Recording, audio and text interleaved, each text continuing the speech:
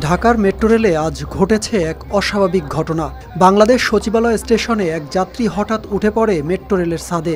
এ কারণে সঙ্গে সঙ্গেই ট্রেন চলাচল সাময়িকভাবে বন্ধ করে দেয় মেট্রো রেল কর্তৃপক্ষ।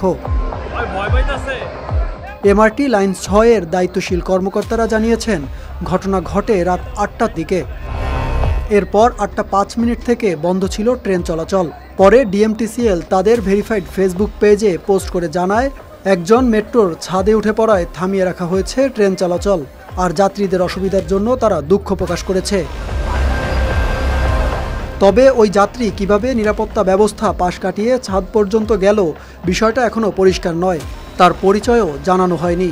এর আগে ২৫ নভেম্বর লাইনের উপর একটি ব্যাগ পড়ে থাকতে দেখায় প্রায় ২০ মিনিট বন্ধ ছিল মেট্রো রেল চলাচল।